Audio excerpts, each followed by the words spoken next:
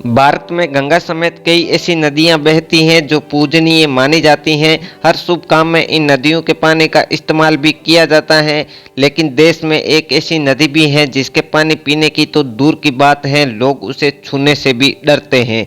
इस नदी का नाम है करमनासा नदी, जो ये नदी बिहार और उत्तर प्रदेश में बहती है।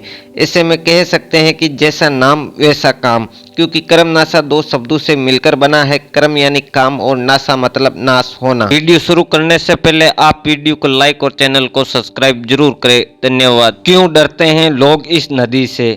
आपने वैतरणी नदी के बारे में तो सुना ही होगा, जो मरने के बाद आदमी को पार करना होती है, जिसे अपवित्र नदी माना गया है।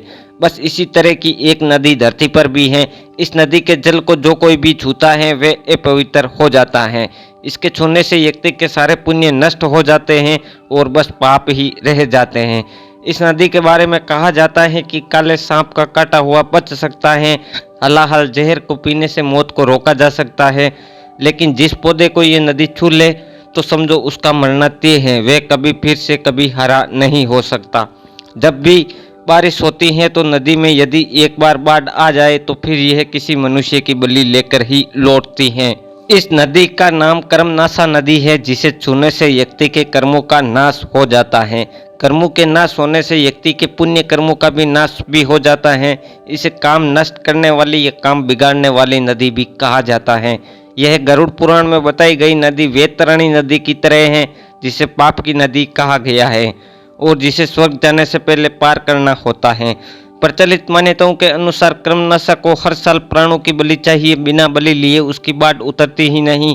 करमनासा नदी दुनिया की पहली ऐसी नदी है जिसके जल को अछूत माना जाता है। ऐसी मान्यता है कि जो भी इस नदी के जल को छूता है वो अपवित्र हो जाता है। इतना ही नहीं, ये भी कहा जाता है कि इस नदी के पानी से खेती करने से सारी फसल बर्बाद हो जाती है।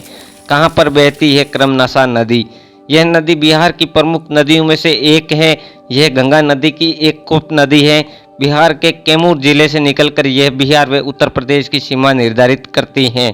इस नदी की लंबाई 162 किलोमीटर है। यह यूपी और बिहार दोनों क्षेत्रों में बहती है। कैसे हुई उत्पत्ति इस नदी की?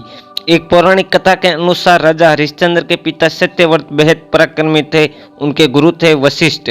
अपने गुरु से उन्होंने एक दिन वरदान मांगा। उन्होंने गुरु वशिष्ठ से स्वर्ग में जाने की इच्छा व्यक्त कर दी, लेकिन गुरु ने मना कर दिया। इसके बाद सत्यव्रत नाराज हो गए।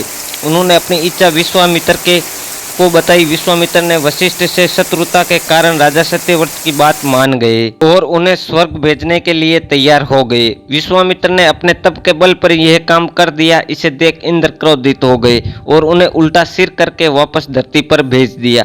विश्वामित्र ने हालांकि अपने तप से राजा को स्वर्ग और धरती के बीच रोक दिया। ऐसे में सत्यव्रत बीच में अटक गए और त्रिशूक कहलाए।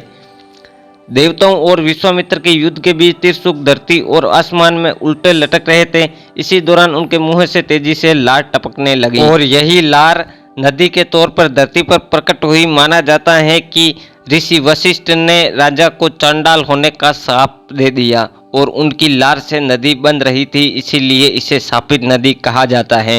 वीडियो अच्छा लगा तो वीडियो को लाइक और चैनल को सब्सक्राइब जरूर करें। धन्यवाद।